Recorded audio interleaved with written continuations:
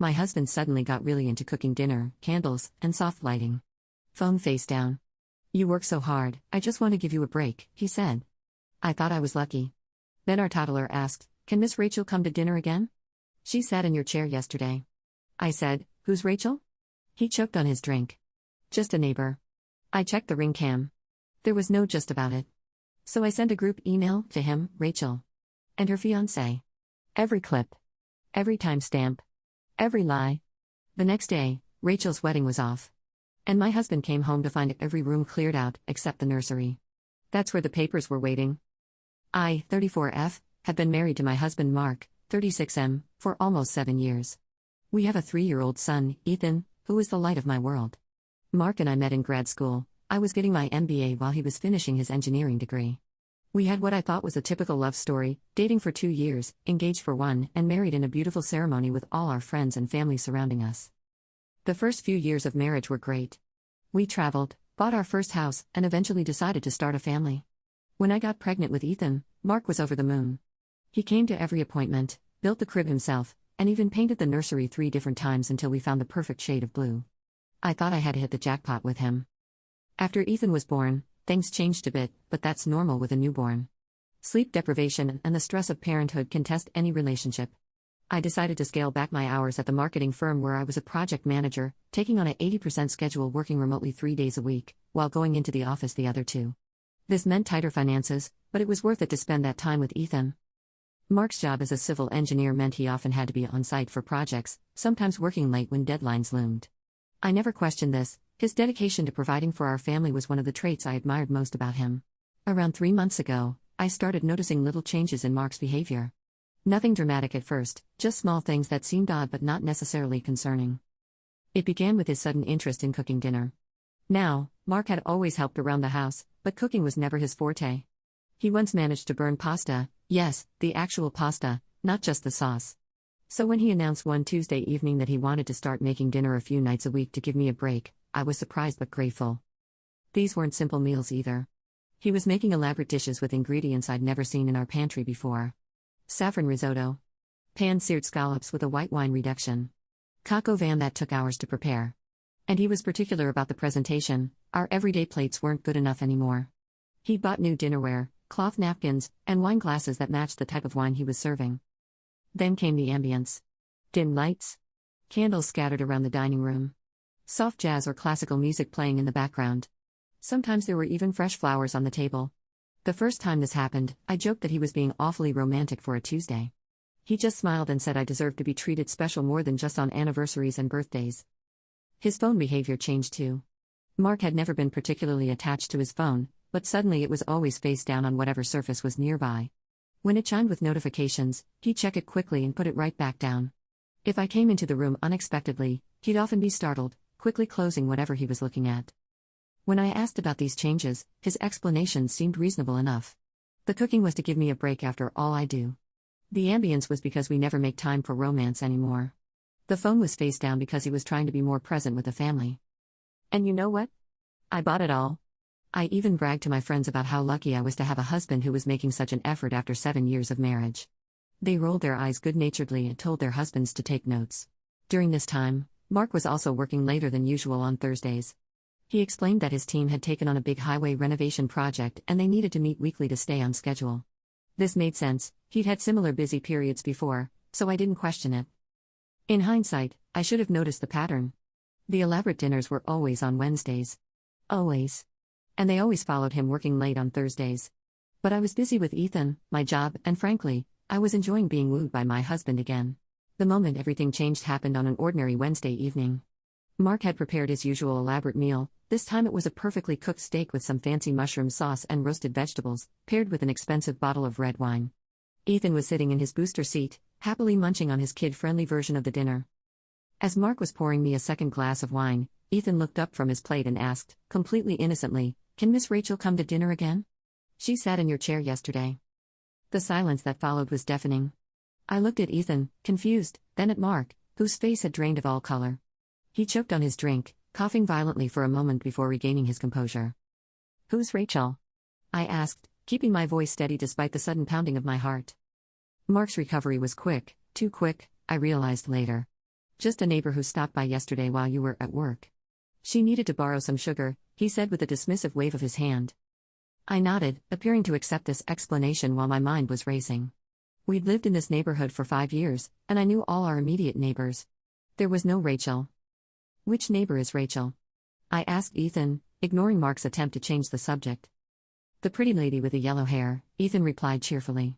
She gives good hugs and smells like flowers. Daddy said she's his special friend. I looked at Mark, whose face now showed panic mixed with anger.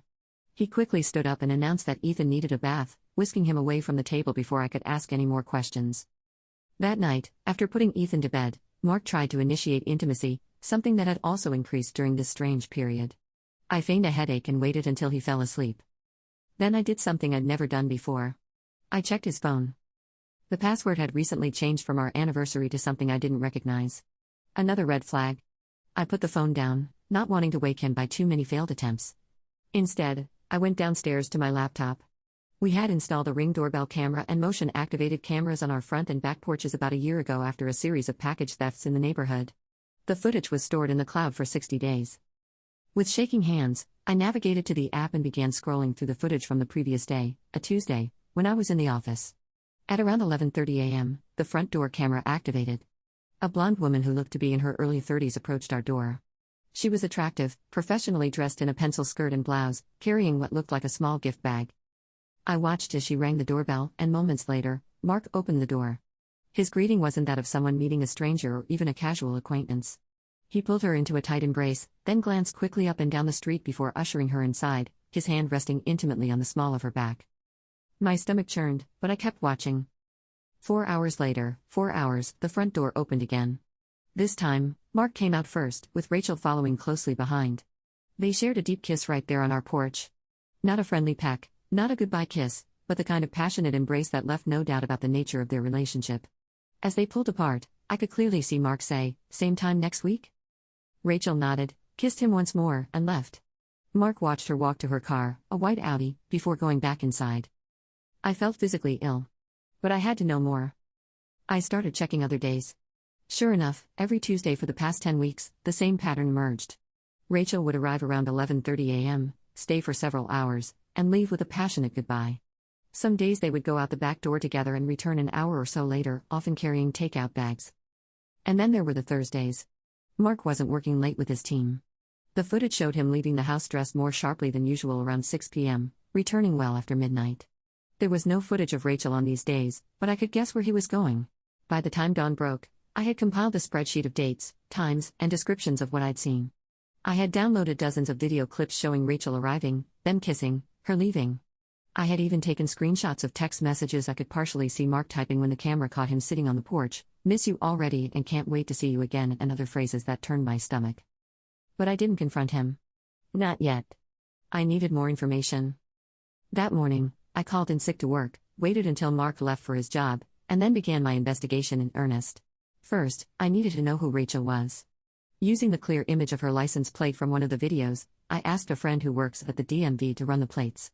I know this wasn't strictly legal, but desperate times call for desperate measures, and Sarah has been my friend since college. The car was registered to Rachel Winters, with an address across town. A quick social media search revealed that Rachel Winters was a real estate agent at a luxury brokerage firm in the city. Her Instagram was filled with property listings, professional headshots, and the occasional personal photo. And there it was, in a post from about 3 months ago, a picture of her showing off a sizable engagement ring with the caption, "I said yes. Can't wait to become Mrs. Cooper. #engaged #future Mrs. Cooper @Cooper_architect. My heart sank further. She wasn't just having an affair with my husband, she was engaged to someone else. I dug deeper. James Cooper was indeed an architect with an impressive portfolio of projects around the city. His Instagram showed a handsome man in his late 30s who clearly adored Rachel, based on the numerous couple photos and affectionate captions. Next, I checked our bank statements. There it was, evidence of Mark's deception in black and white. Charges at upscale restaurants on Thursday evenings. A hotel downtown on 2 occasions. Purchases at a high-end liquor store on Tuesdays, just before Rachel's visits. And most damning of all, a charge from a jewelry store for just over $800 3 weeks ago. I had received no jewelry from Mark. I also discovered that the cooking classes Mark had claimed to be taking, his explanation for his newfound culinary skills, had never been paid for. Instead, He had been watching YouTube tutorials and, I suspected, getting recipes from Rachel. By the end of the day, I had a complete picture of my husband's betrayal. But I still didn't confront him. I wanted my revenge to be perfect. Over the next week, I maintained a facade of normalcy while finalizing my exit strategy. I spoke with a divorce attorney who advised me on how to protect myself and Ethan financially. I secured copies of all important documents and began transferring my personal belongings to a storage unit when Mark was at work. I also contacted a real estate agent, not Rachel, obviously, to discuss listing our house. Mark and I owned it jointly, and I knew I'd want to move after everything was over. The attorney helped me draft divorce papers citing adultery, with detailed evidence attached. In my state, adultery can impact alimony and property division, so documenting everything was crucial. Then I executed the final part of my plan. Using the information I had gathered, I created a new email account. I composed a message with the subject line, "Thought you should know." I attached selected video clips from our Ring camera showing Rachel entering our home, the kisses, Mark caressing her as they walked to the back door. I included screenshots of bank statements showing restaurant charges, hotel stays, and the jewelry purchase. I added timestamped photos of Rachel's car in our driveway. The message was simple. To whom it may concern. I believe in informed decisions. The attached evidence shows that Mark, last name, and Rachel Winters have been engaged in an affair for at least the past 3 months. This has occurred in my home, in front of my child, and with complete disregard for their respective partners. Rachel, you sat in my chair, ate from my plates, and embraced my husband while wearing another man's engagement ring. Mark, you brought another woman into our home, had her interact with our son, and lied to my face every single day. James, I'm sorry you're finding out this way, but I thought you deserved to know before the wedding. I've included every clip, every timestamp, and evidence of every lie. Sincerely, Alexandra, last name. I sent this email to 4 recipients, Mark, Rachel, James, and myself, to have a record. Then I waited. It was a Thursday evening when I sent the email, one of Mark's working late nights. I knew he'd be with Rachel, possibly at her place since James often traveled for work according to his Instagram. The responses were swift and devastating. James replied first, a short message saying simply, "Thank you for this information. I'm sorry for what you're going through." Rachel's response came about an hour later, a hysterical email filled with apologies, excuses, and pleas not to tell anyone else. She claimed it had just happened and that she never meant to hurt anyone. She said she'd already called off the wedding after confronting James. Mark didn't email back. Instead, my phone exploded with texts and calls, which I ignored. His messages ranged from confusion, "What email are you talking about?" to anger, "How could you do this?" to pathetic begging, "Please let me explain. It didn't mean anything. I love you and Ethan." I didn't respond to any of them. Instead, I finished packing the last of my personal belongings and Ethan's essential items. I had arranged for us to stay with my sister, who lived about an hour away, until I could figure out next steps. On Friday morning, I took Ethan to daycare as usual, then went to work. I acted completely normal, even joining colleagues for lunch. At 3 p.m., I picked up Ethan, took him for ice cream, and then drove to my sister's house. I told him we were having a special sleepover with Auntie Kate for a few days. Meanwhile, Mark had been frantically trying to reach me all day. Around 5 p.m., he texted that he was leaving work early and coming home so we could talk. Perfect. What Mark found when he arrived home was a house that looked almost normal at first glance. But as he walked through it, he would have noticed the subtle differences. My clothes gone from the closet. My toiletries missing from the bathroom. Family photos removed from the walls. Ethan's favorite toys and books no longer on his shelves. The only room left untouched was the nursery, Ethan's room, which still looked exactly as it had that morning. Except for one addition, on Ethan's little table, where he did his coloring and played with his Play-Doh, lay a manila envelope. Inside were the divorce papers, already signed by me, along with printed copies of all the evidence I had gathered. A separate envelope contained the results of STD tests I had secretly taken the day after discovering the affair, all negative, thankfully. And finally, a handwritten note. Mark, by now you've seen the email and know that I am aware of everything. I've taken Ethan somewhere safe while I figure out next steps. Don't worry, he's fine, and he doesn't know anything about what's happening. The papers explain the custody arrangement I'm proposing and the financial terms for our divorce. Given the evidence I've collected, I believe it's more than fair. I'm not interested in hearing your explanations or excuses. The only communications I will respond to are those regarding Ethan's welfare and the divorce proceedings. You chose Rachel over your family. Now you can have all the candlelit dinners you want, just not with us. Alex, I later learned from our neighbor Mrs. Perez, the real neighbor, not the fictional Rachel Mark had invented, that Mark sat on our front porch for hours that night, alternating between crying and angrily punching at his phone. She said he looked completely broken. Good. It's been 2 months since that day, and I'm writing this from the new condo I purchased closer to my office. The divorce was finalized last week, record time, thanks to Mark not contesting anything and agreeing to all my terms. I have primary custody of Ethan, with Mark having visitation every other weekend and one evening during the week. As for the others involved, Rachel and James did indeed call off their wedding. According to mutual friends, he moved out of their shared apartment the same night he received my email. He apparently showed the evidence to her parents, who had paid a substantial deposit on a lavish wedding venue. I heard they're trying to sue her for the non-refundable portions. Rachel lost her job at the brokerage firm. It turns out James had referred several high-profile clients to her, and they all pulled their listings when the engagement ended so publicly. Last I heard, she had moved back to her hometown several states away. Mark still tries occasionally to reconcile, sending long emails about how sorry he is, how the affair just happened, and how much he misses his family. I don't respond to these. He's been seeing a therapist, according to what he tells my sister, and claims to be working on himself. Too little, too late. As for me? I'm doing better than I expected. My job offered me a promotion that I had previously turned down due to family commitments. I accepted it this time. The salary increase means I don't even need Mark's child support to maintain our lifestyle, though I still take it. It's going straight into Ethan's college fund. Ethan asks about his dad sometimes, but he's adjusting well to our new routine. He loves his new preschool and has made friends in our building. Children are resilient, and I'm doing everything I can to ensure he feels secure and loved. The hardest part was explaining to him why Daddy doesn't live with us anymore. I simply told him that Mommy and Daddy decided we would be happier living in different houses, but we both still love him very much. He accepted this with the beautiful simplicity of a 3-year-old. He hasn't asked about Miss Rachel again. If there's a lesson in all this, I suppose it's that you should never underestimate a woman with access to surveillance footage and a deep love for her child. Or perhaps it's simply that actions have consequences, and those consequences can be devastating when they involve betraying the people who love you most. I don't regret my approach. Some might say I should have confronted Mark directly, given him a chance to explain or make amends. But what explanation could possibly justify bringing his mistress into our home? Having her interact with our son? Planning elaborate romantic dinners for me as some sort of what? Guilt offering? Misdirection? No, Mark and Rachel deserved exactly what they got.